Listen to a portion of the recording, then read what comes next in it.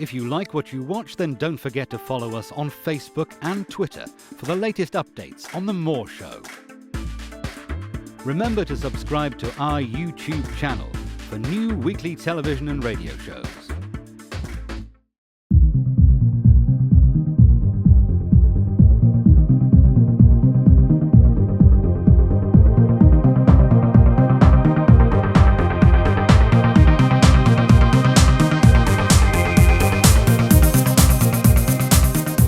The comments and views expressed on The More Show are those of the people that make them and do not necessarily reflect the views of Kevin Moore, The More Show, or this radio station and its affiliates or sponsors.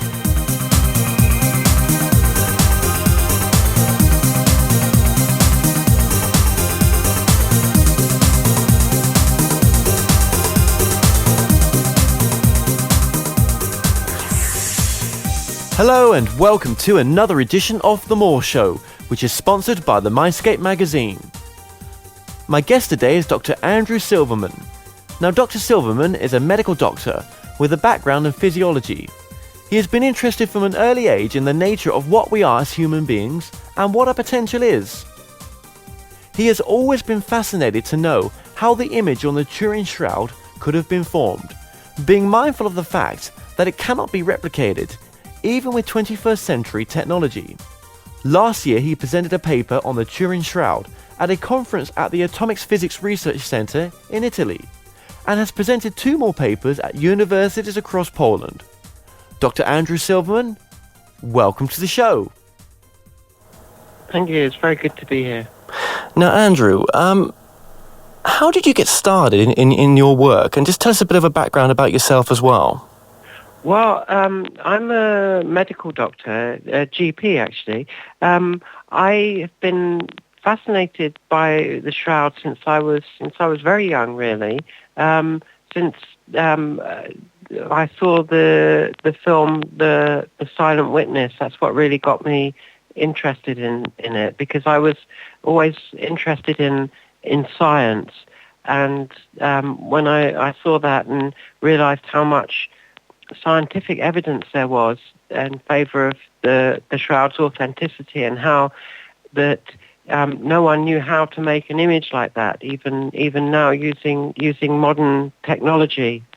And it's the fact that such a thing exists, to me, as scientists, one would want to learn more about the universe and existence and humanity and what we're all about, and to try to understand that image, for me, opened so many doors of expanding our understanding further along rational, reasonable lines. So, just for our audience who don't know too much about the shroud, give us a bit of a background to it to begin with. Certainly.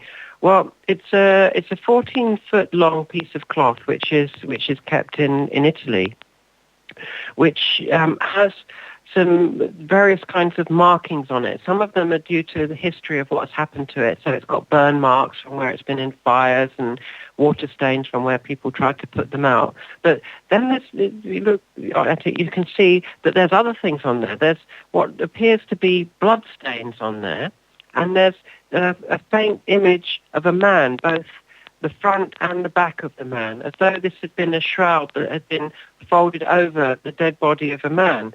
Now, for many centuries, people thought that that's just what it was, a faint image that looked quite a lot like a man, but they could see it was someone who had been crucified because of the blood stains and the patterns of them on the feet and the wrists, which is interesting because in medieval art they always showed the nails going through the hands, and we know now, using from our modern knowledge of anatomy and so on, that for crucifixion to have worked, it would have had to have been through the wrist, because it would have just torn through the flesh in the hands from looking at the shroud. But things really turned around around the end of the 19th century, 1898, when a chap called Pierre got permission to take the first photograph of the shroud.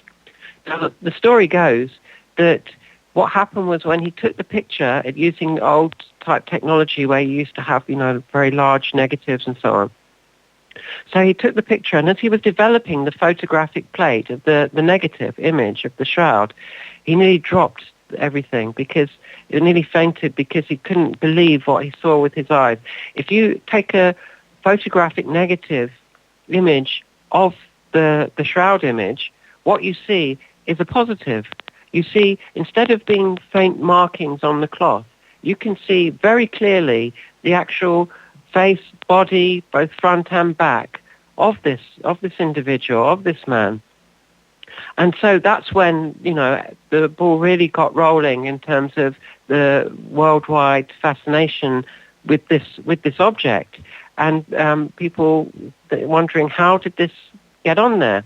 Now, in the 1970s, there was a bunch of scientists who got together in the States and petitioned the authorities in Turin to allow them to actually gain access to the cloth to try and study it. Now, most of them, they came from all kinds of backgrounds. There were a few Christians, there were a few Jews, a few agnostics, and so on. And they didn't really have any set ideas at the onset. In fact, a lot of them thought, well, we'll go there and we'll find the paint marks, and it'll just take 5 minutes, and then we'll be able to say how this image was formed, because they had the up-to-date technology of the time, and which was quite extensive. And there were botanists there to study pollen that was in the shroud. There were textile experts, physicists, and various other photographers, and various other people there. And what they found was actually they confounded their initial expectations, because when you look at close up of at the shroud, you can't actually see any marks, any brush strokes. There's no outline, and it's only a surface phenomenon. If you paint something, then the paint seeps in and goes through the thickness of what you're painting. But on the shroud, the image is less than a human hair's thickness. And when they studied the blood stains using chemical analysis, they found that actually, yes, these aren't something that's been painted on. This is human blood that is there in a pattern. The forensic people who looked at it, that suggests that the shroud was applied directly to the body of a man who had only just died after having been crucified. And the forensic people, it's sort of like a sort of CSI thing, if you like, trying to put together what happened to him. There's so much detail on there. They can tell the position that the arms would have been in on the cross in two different positions, one where he was resting and one where he was trying to pull himself up to get a better breath, and so on. Right. But surely most of the crucifixions that took place, there wasn't much left of the body once it had been exposed to the elements for days on end. What made this man different that was wrapped in this particular cloth? Very good, excellent question. You see, the thing is that it seems, looking at the forensic evidence on there, that he died more quickly than that. And from historical evidence, we know that is what you say is what the Romans used to like to do. They used to like to after the person had died on the cross, they'd leave the body there for the birds, so to speak, just to rot and be pecked away at, to leave it there for as long as they could, as a deterrent to people. That this is what happens if you try and disobey Roman authority. This is what will happen to you. Now, the thing is, we know historically that there was a time in Judea, which is the area around Jerusalem, between the years Common Era, AD, whatever you want to call it, 6 and 66, when there was a certain sort of flux in the power base there, because the Romans allowed a Jewish leader to be sort of in charge of some things that they would allow them to have power over. And for example, because Jewish law states that a body has to be buried very quickly after death, the Romans allowed him at least that dispensation. Okay, you're gonna crucify people, and you're gonna you're going to torture them and kill them. But at least, once they're dead, what more do you want with them? Just let us have the bodies to bury properly according to our traditional practices. And that was allowed. Now, I'm saying Judea. People might say, why am I assuming that this crucified man was in Judea?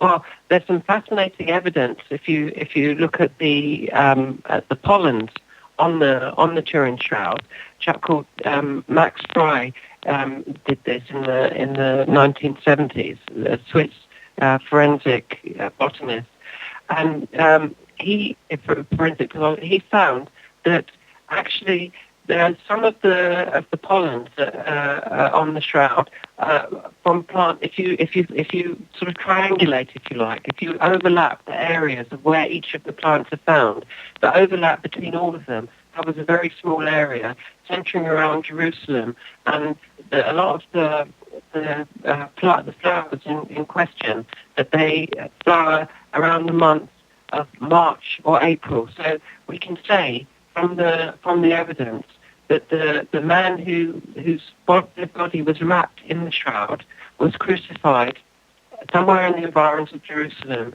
sometime between the years 6 and 66 AD, and it was either in March or in April.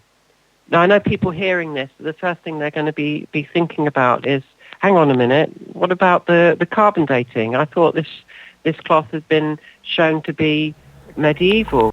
Well, now there's some fascinating thing about that actually I was a medical student when the carbon dating collaborative study was published, and I remember being a little bit suspicious because I noticed that in one of the statistics tables, if you extrapolate the data information on there, what it suggests is that if you look at because firstly the thing is the carbon dating didn't follow the established protocol. They were meant to take parts from lots of different parts of the cloth to make sure that it was representative of what they were dating. That's one of the biggest rules of carbon dating. The part that they dated was only one tiny strip from a corner of the cloth, which had been historically the most handled throughout time. All the pictures of the shroud show it being held up from the corners, and it's one of those corners that they took the sample from. Now, if you look at the dates that were derived by the various different laboratories, what you find is that actually they are slightly different. But then if you put that together with the errors that they quote of how sure they are about their data, then what it implies statistically is that it seems more likely that they were dating something, each of them were dating something of slightly different age. Now, after the dawn of the 21st century, there was some great work by a couple in the States called Benford and Marino, who were researching the shroud at the time, and who noticed that some of the close-ups of the parts from the area where the cloth had been dated, it looked like it was actually two separate cloths that had been or that there had been a bit in between where there had been damage, that had been what was called a reweave. It's something that the nuns used to do, a French weaving practice that they had called the reweave that you can't actually see on visual inspection. And there was one of the scientists called Raymond Rogers. Up until the carbon dating, he thought the shroud was genuine. He was a chemist at Los Alamos Research Labs, the one where the atom bomb was made. He was a chemist there, and he was one of the STIRP team, one of the original team in the 1970s of scientists who were studying the shroud. And he couldn't see any way that this could be forged, and he thought this must be genuine. But when the carbon dating came out, he said, okay, hands up, we don't know how it was done, but it has to have been medieval. I'm a scientist, that's what the carbon dating says. We have to believe what our experiments tell us. Then Benford and Marino came up with this theory that there had been a reweave, that there was the part of the cloth that had been tested, and this doesn't imply in any way any kind of foul play or deliberacy amongst the scientists who were doing the carbon dating.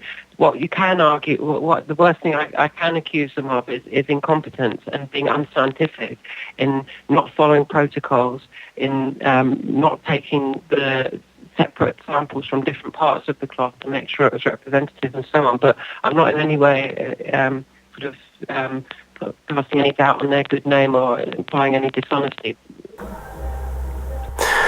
Okay, so where is the shroud now?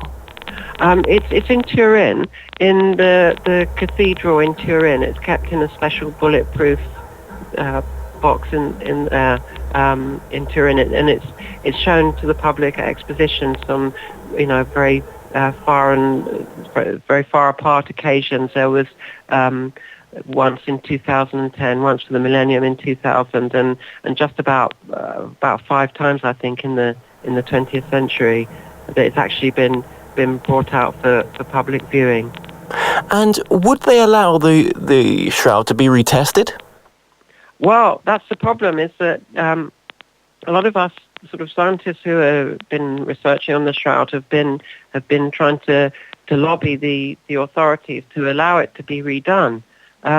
Because even one of the 3 laboratories that did the carbon dating back in 1988 was the Oxford Radiocarbon Lab, and the current leader of that lab, the professor there, Professor Ramsey, has publicly gone on record, and listeners can check this out on the Oxford Radiocarbon website, to say that in view of all the evidence that suggests that the shroud is much older than the carbon dating suggests it was, that further work is needed. We can't just throw out all of this evidence just as a result of one test that so much doubt has been cast over.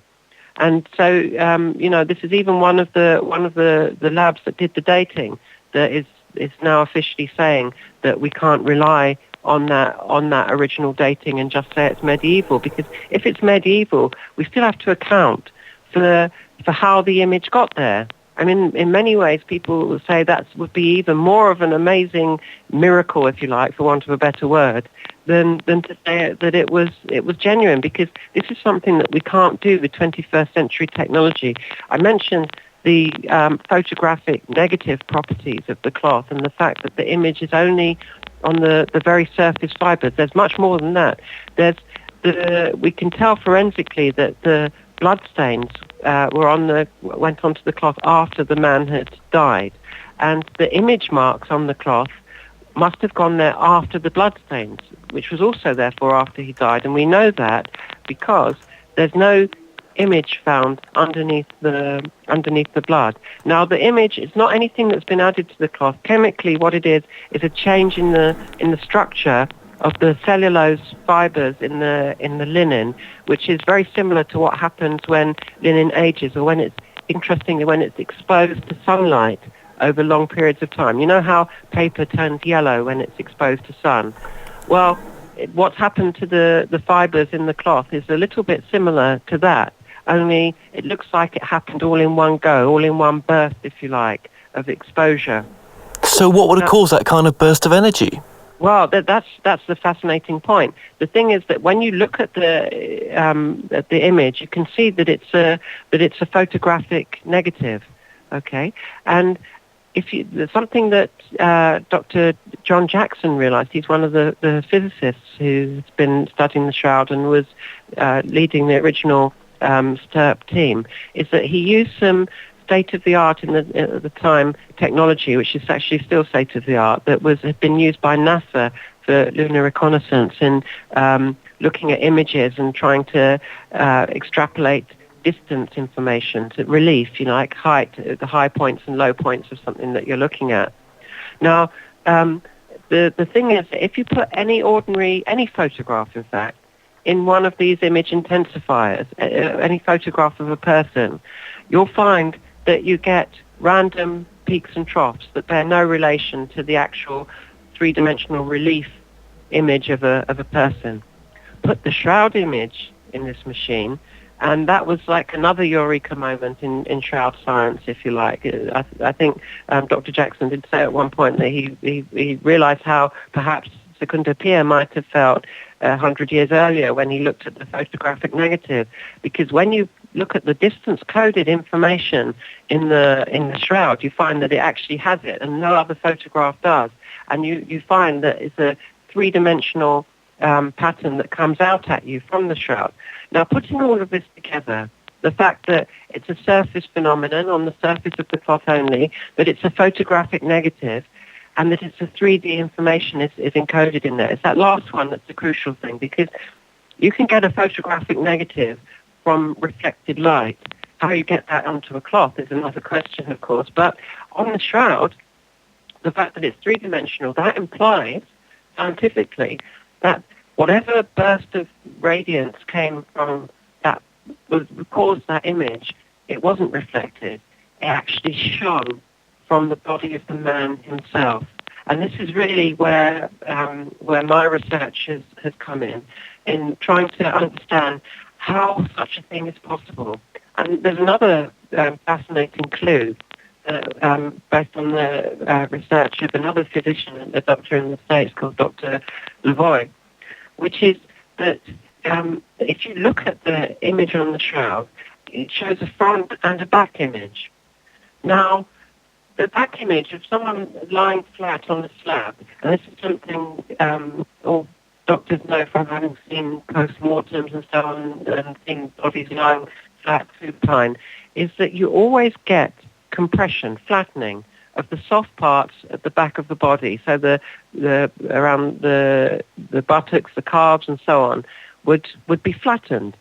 Now, on the shroud, they're not flattened. They're rounded. All the contours are preserved.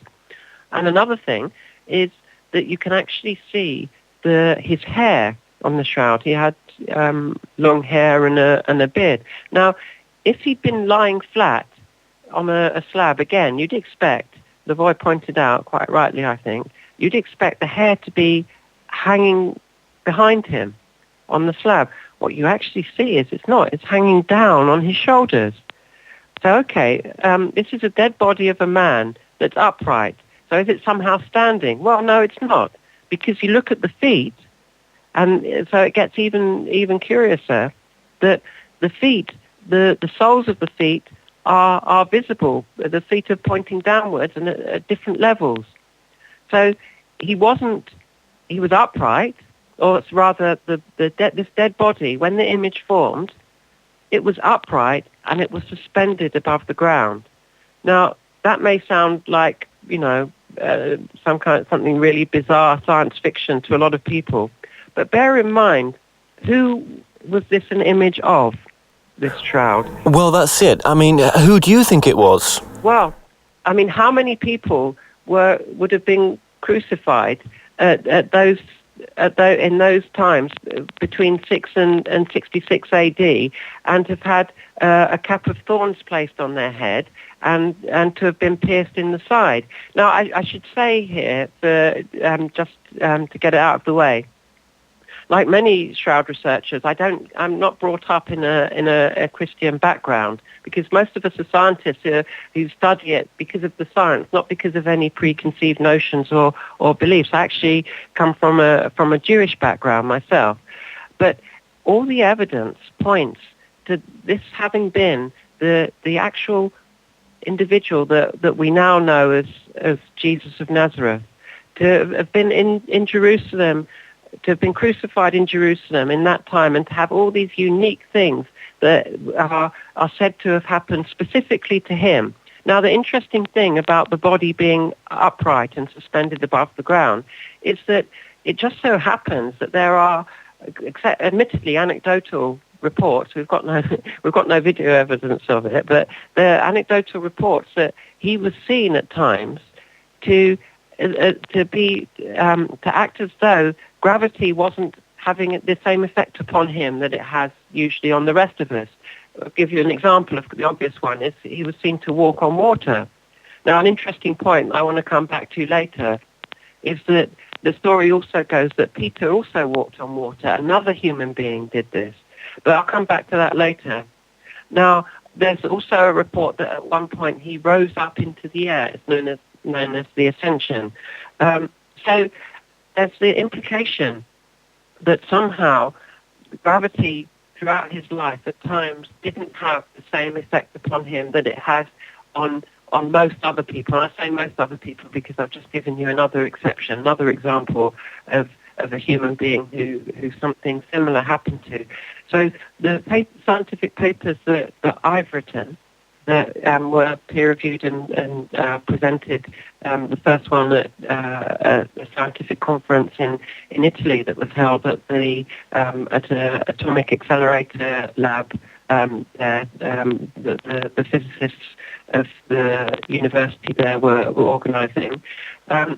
I'm looking into ways of trying to understand how this evidence that we can see on the shroud might potentially lead to a greater understanding of what humanity is, what a human being is. Because after all, whatever we call him, this person who left the image, he was a human being. And also how that might tie in to the nature of the physical universe itself and what that might be. So that's really where my interest comes in. So, what do you think then was the potential of the man that was wrapped in this shroud, in the sense of, if he had the ability to if he was, as you say, Jesus, I mean, why do you think then that this image was left in the shroud to begin with for us to discover? Well, the thing is that, to try to understand how the image formation could have happened, I believe that we have to say this is a unique event as far as we know in human history. The thing that caused the shroud image to form. Okay, so it just so happened that this event happened to the body of a human being. Okay, why don't we get images like that of an object? And then secondly, that it happened to the one individual who has perhaps, of all the people that have lived, had one of the biggest impacts on human history through what he taught and how he lived. So what I did was I tried to investigate what those things were and how they might relate to it. And to me, the only way that they could relate to it is if we can try to understand a bit deeper the connection between mind and matter. You see, there's several ways of looking at the connection between mind and matter. A lot of scientists will say, okay, well, mind is just something that is made by the brain being in a certain arrangement and certain patterns of brain waves, and it's no more than that. And it's there as long as the brain is there, and it stops when the brain stops. Well, there's some great research that's been done by some eminent scientists. Amongst them, I can name one of the British ones, Dr. Peter Fenwick, who's a neuropsychiatrist based at the Institute of Psychiatry in London. Now, he's done some work on what are known as near-death experiences, trying to understand from his point of view as a neuropsychiatrist. What neuropsychiatrists do is they try to understand the connection between what goes on in our mind psychologically and also what goes on in the brain, so to speak. And so he was interested in what might be going on in the dying brain to cause these experiences. But the more he researched the near-death experiences, he came to a groundbreaking conclusion. And that is that these experiences happen at the time when the brain waves are flat, when nothing is happening in the brain. People actually, during these experiences, they actually are aware of things. They see things that they then recount after they're resuscitated, things that they couldn't have known about, things that they could hear people talking in the resuscitation room and could say what they said. And we know that when you lose consciousness, the body doesn't actually take in information, most of all if the brain waves are flat. And what he's deduced from this is that actually the mind is more than the brain, that the brain is stopping functioning in these near-death experiences, but the mind isn't stopping functioning. And what that implies is that the mind is not made by the brain at all. And an interesting analogy that a friend of mine once used that I like a lot is regards a radio receiver. And that is that, people think that they see a person, they see that there's a head with a brain in it, and they hear the person talking. How can those ideas, those words, not have originated from inside that skull? But then you turn your radio on, and you hear a song. But do we all assume that our radio is singing to us? So, I mean, if the brain is stopping and the mind is continuing, then it does tend to imply that perhaps the mind is more than the brain. So to get back to the shroud, as I was saying, there's different ways of looking at it. One is that the mind is just made by the brain, and that's all it is. And as I say, there's evidence against that. Then there's another way of looking at it, which is called dualism, that to say that mind and brain are two completely, different things that somehow interact through some mysterious means that we can't understand. But then there's a third way of looking at it, I believe, which is the one that I prefer, as you might have guessed, and that is that that mind and matter are actually a continuum, that they're just different ends of the spectrum, if you like. And as human beings, being physically alive with physical bodies and having sensory physical experiences, we're an amalgam of the two. We're the two together where mind and matter meet. Now, the thing is that actually many of your viewers may be familiar with some of the implications of 20th century science in terms of quantum theory that says that matter is only actually real as matter once it's observed consciously. Now, not all quantum physicists agree with this, but there's a very good amount of proportion of them who do, and it does help to explain. There was a chap called Wigner who said that you can't really understand quantum physics unless you understand that consciousness is at the center of all of it. And what that implies, if the mind is what makes matter real, then the mind can't be just a product of matter. Rather, it makes more sense to think that matter might in some way be a product of mind. I'm not suggesting that it's an illusion, that we're imagining it or any of that. As someone once said, all you need to do is stub your toe, and you'll suddenly realize that that the physical world is not an illusion. But what I'm suggesting is that they're part of a continuum, and that if that's the case, the way that we can understand the two poles of that continuum, if you like, we look at matter. Matter, physics tells us, is basically a collection of force, enforcement, if you like. There's 4 different types of force: gravity, electromagnetic, and so on. And everything that matter does can be described in terms of arrangements of that force. But then how would we describe mind? All of us are using mind over matter every time we make a decision.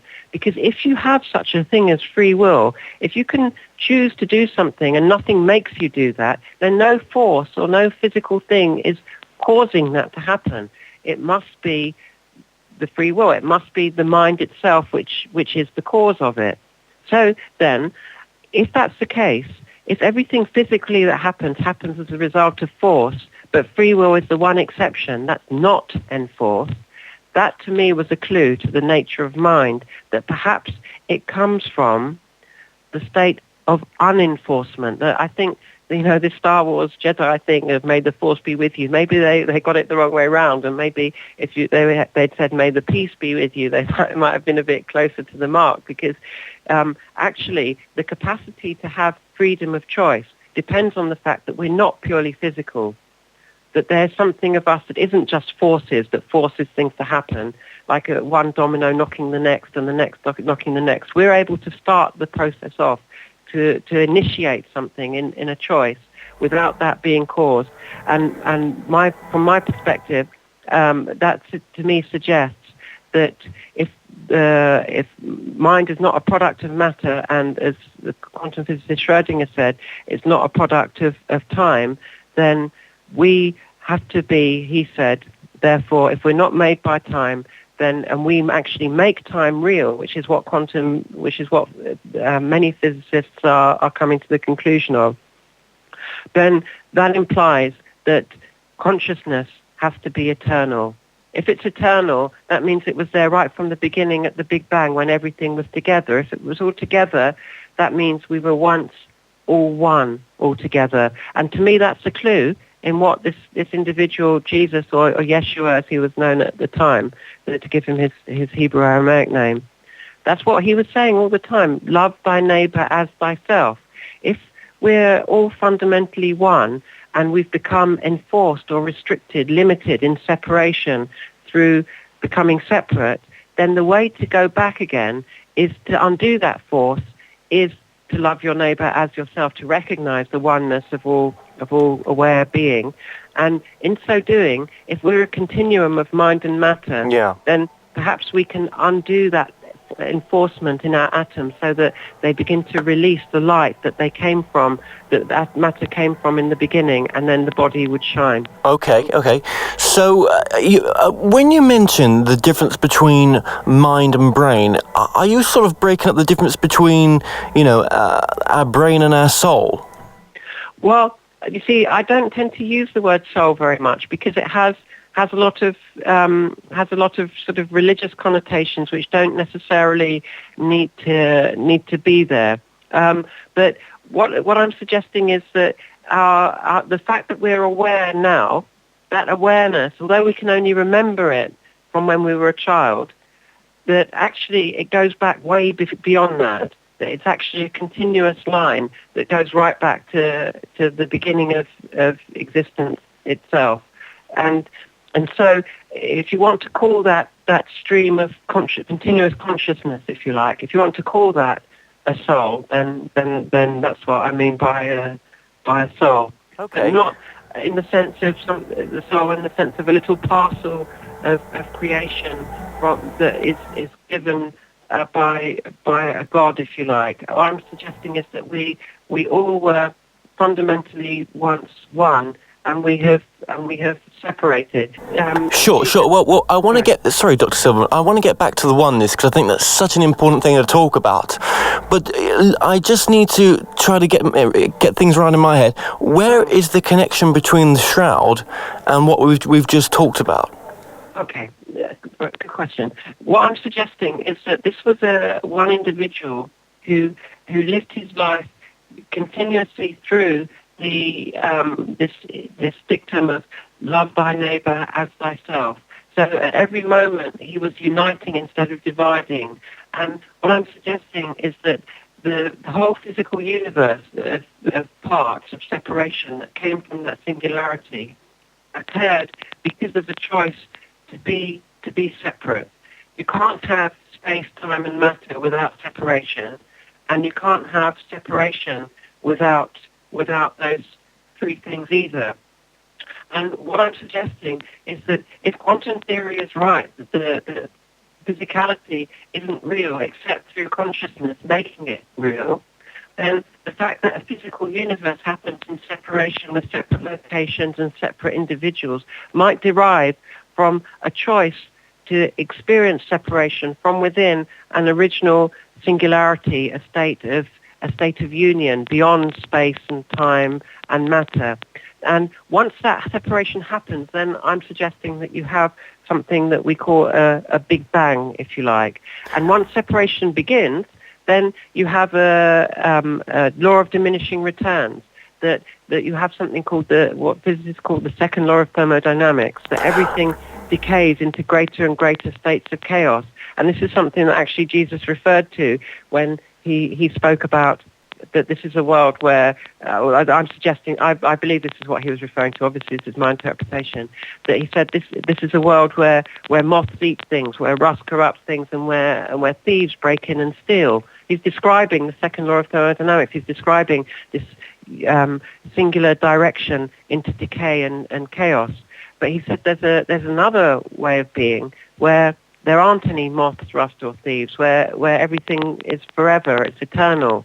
So I think what it seems to me logically, and I think he was always talking rationally and for want of a better word, in a scientific way. Because the second law of thermodynamics was discovered by science in the 19th century, but he was referring to it in the 1st century. That that's the natural momentum, is for everything to go into chaos. And you see that expressed in human qualities as well. Things like selfishness, arrogance, racism, all these isms that divide man from his fellow man are part of that momentum that breaks everything apart. Okay. And it showed that there was one way to do the opposite. So if our enforcement in matter to be physical beings is a result of that separation. Okay, so, you've done many years of research on the Shroud. You believe it was Jesus Christ, or the individual called Jesus Christ, that was originally wrapped in this cloth. And from many years again of looking into what Jesus stood for and his teachings, you see that there's a much bigger purpose to life by looking, deeper into the meaning of this one unique individual. Well, I think what he was my interpretation of what he was trying to do is not to see him as one unique individual, but to realize that he was demonstrating for us the potential and capacity that is dormant and latent within every single human being. Do you remember earlier I was saying that on the Shroud you can see evidence that something happened so that gravity wasn't affecting him like it does most other people? And that there was another example of that in his life when he walked on the water. Well, Peter also walked on the water. That's another, if you like, ordinary individual who was able to, by trying to follow that same example, he was able to achieve the same thing. Now, Jesus actually was at pains to point out so many times, if you actually look at what he said, even in the Gospels, and if you look in the Gnostic Gospels, it goes into even more depth. But even in the standard tabloid Gospels, if you like, that are now in the New Testament, he says, these things that you see me do, you also can do, and greater than these can you do. And he said, at another point, he said, if you have faith the size of a mustard seed and say to this mountain, move, it will move. Now, it's interesting that if you converted all the mass energy of a mustard seed into energy, that would be enough to move a mountain, This is someone in the first century who perhaps knew a thing or two before Einstein did. And the fact that he was saying that all of these things are possible, and people say, no, but he's the exception because he's the Son of God. Well, I don't.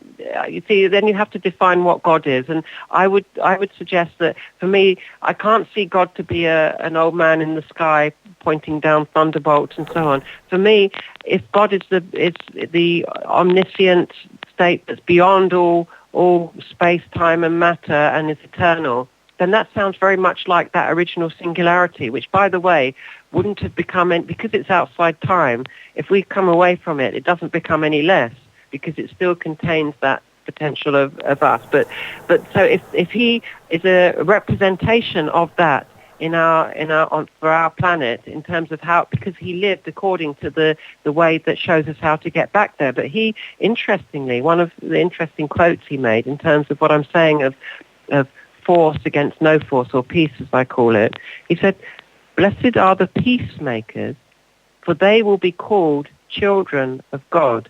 Now, he's known as the Son of God, and I'm suggesting that he was, through cancelling force, through making peace happen, that's how the image happened on the Shroud, because I'm saying that when you reduce force, that's where freedom is, which is this notion of peace on earth and goodwill to men. You see, if you look at what was said in his time and by him with this kind of codex of trying to understand the connection between mind and matter, then I think it all tends to make a lot of sense. But the thing is, though, I mean, for him to be able to levitate, I mean, can you levitate?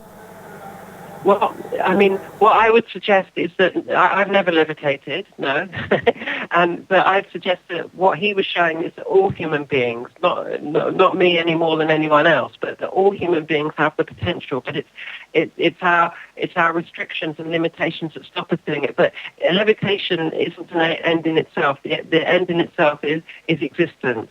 You see, Yes. and levitation is just a side issue. That's just and something that happened to be observed around him. I'm not trying to draw attention to that. It's not the important thing for me at all. Okay. Well, one thing I want to get back to, because we're getting to the top of the hour here as well, is the oneness you spoke about. Because I said before that's a very important subject.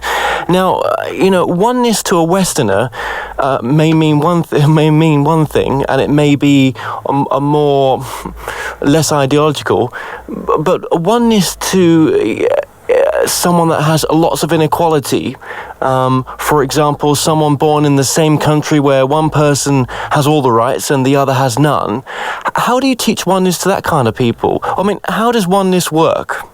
Well, I mean, if you look at examples of people like Mahatma Gandhi and so on, and what he taught about, hang on a minute, this what everyone's talking about race, it's all a nonsense. You're talking about white and black, but we're actually pink and brown, and actually we're all human beings. We're all the same. And he took he joined those who are in poverty, and from their point of view, he said, look, you don't need to hate the people who are oppressing you, but if you actually, rather than returning the violence that they're showing to you, if you just show them peace, then whether or not you prevail politically and economically or whatever, at least you know that you're being true to yourself. And actually, through that non-violent protest, and he didn't just sort of sit around and meditate. He actually did something, and he made one of the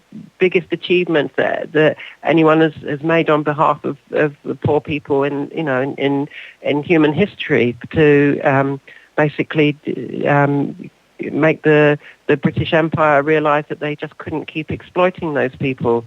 So in that way. That's, I think, the way that it can be done. Even when being repressed. Well, they were being repressed. I mean, that's the point. They were facing violent attack. And if you take the example of in Jesus' time, people were being repressed by the Romans, but he didn't suggest that they take arms against the Romans and fight them. In fact, he's quoted as having told Peter to put down his sword when he tried to do that. So that's I think the point. I'm not suggesting that he in any way was suggesting that people should just accept their lot in life and so on. But by all means, try and achieve fairness and equality, which is, that's not contradictory to the notion of oneness. In fact, oneness is more in tune with equality than it is with inequality and iniquity. Do you think the world could do with a lot of oneness right now? Well, I mean, yeah, clearly, but that's very would be very easy for me to say. But of course, you know what Gandhi said: we have to be the change we want to see in the world. So I don't consider myself to be in any way be in any position to tell other people what they should believe or how they should live.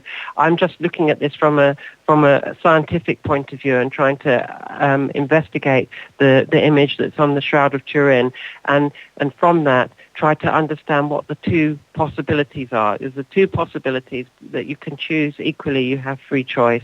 It's union or separation. Separation, which continues to divide through selfishness and so on, intolerance and racism and whatever. Ultimately, because the fact that you have a mind is only to do with the fact of your connection back to the original oneness. The more you separate, the more restricted that will become. But if you do the opposite, if you care, if you unite, then you become far more. And this thing that we talk about, the second law of thermodynamics, that breaks everything apart. Once you're no longer material, once you're no longer physical, then it can't touch you. So, I suppose the old saying, what you do to another, you do to yourself, or don't do to others what you wouldn't want done to yourself, is the same thing, isn't it? Well, actually, yeah, in fact, literally so. If we are all fundamentally one, then what we do to others, we are, as you say, very, very rightly, we're doing it to ourselves. Now, it's interesting, coming back to the near-death experiences, that people, when they have their, what that's called past life, their life reviews, when they're having their life flash before them, as they say, they often describe it that they see everything that they're doing from the point of view, not of themselves, but of the person it was being done to. So if they were kind to someone, they feel that kindness being done to them. If they did something nasty to someone, they feel what that nastiness feels like. And they don't feel like they're being judged in any way for it, but they feel, in terms of their conscience, that they've seen where they've gone wrong in their life, and that's the point. I think that if anything we do to anyone, we do to ourselves. So if you love your neighbour as yourself, then that's what you're doing to yourself, and you're actually preserving your ability to exist eternally, not in a religious sense that someone in a cassock waves an arm at you and grants it to you, or that God points his finger at you and says, okay, I've totted it all up and I'm going to let you in. It's just something that you have made for yourself, that not that anything that nobody else is actually judging you. So it's simply like Isaac Newton said with his third law of action and reaction in physical terms. I think it's the same in metaphysical terms, what we do with our minds, but not just because of moral arguments, but because of rational ones, because it makes sense. And in fact, in the Indian subcontinent, people have been saying this for thousands of years, but it seems that in the West we've just more recently become sort of acquainted with this idea as a notion.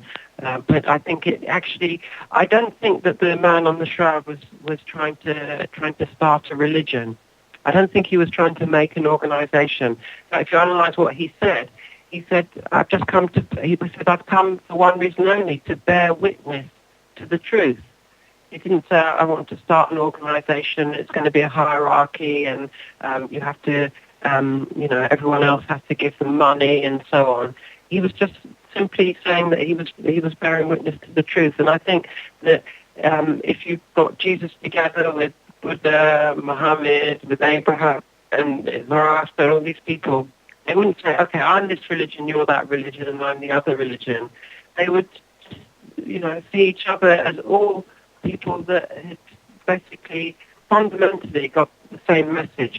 Where I think this particular individual who has his image on the shroud is unique. Is that he has left a record for us that demonstrates that he actually achieved these teachings in terms of living them to the full potential of what humanity is capable of, up to the point that even his very atoms began to become unenforced. That he spoke about the peace that he would leave with us, with humanity, and I think that he was actually showing that he could unenforce those atoms and those various occasions in his life that are documented, and also in the shroud. Now it's interesting that at the Big Bang, it said that the universe is said to have started from nothing, no thingness, okay, no space, no time, and no matter. And then there was a phase where there was just like light.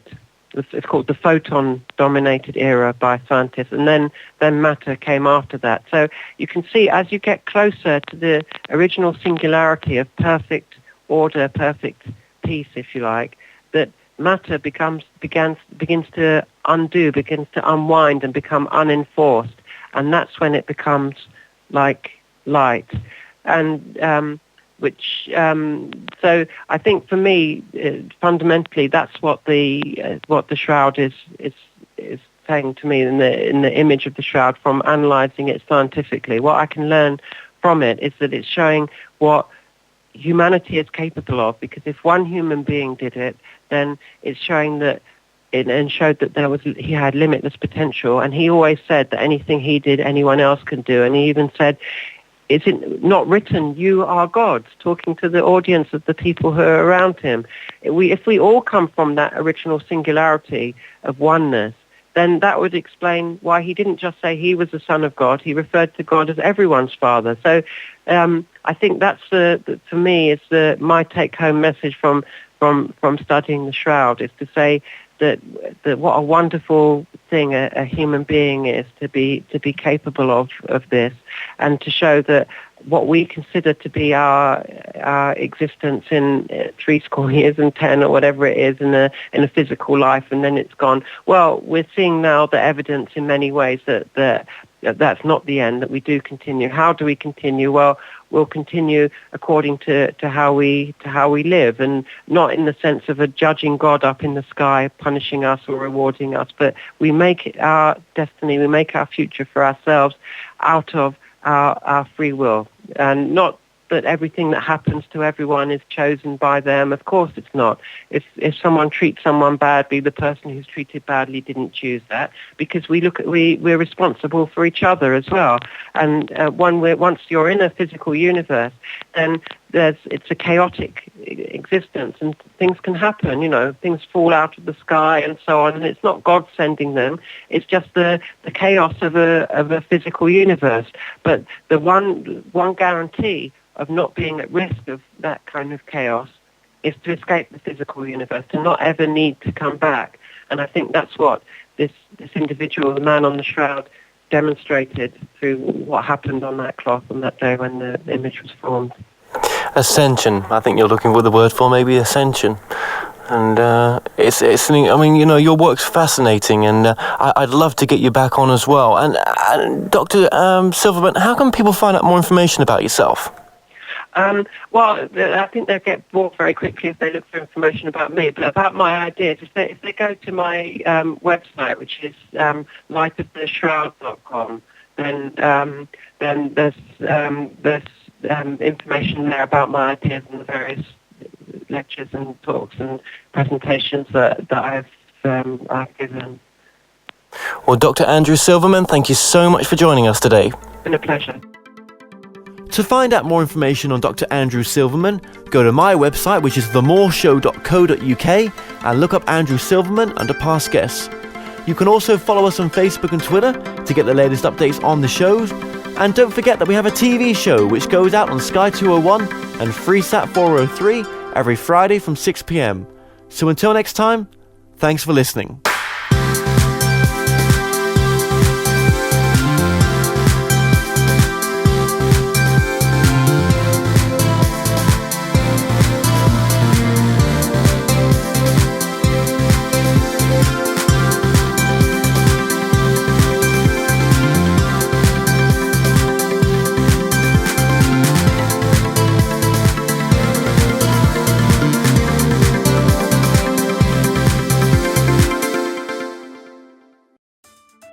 If you like what you watch, then don't forget to follow us on Facebook and Twitter for the latest updates on The More Show.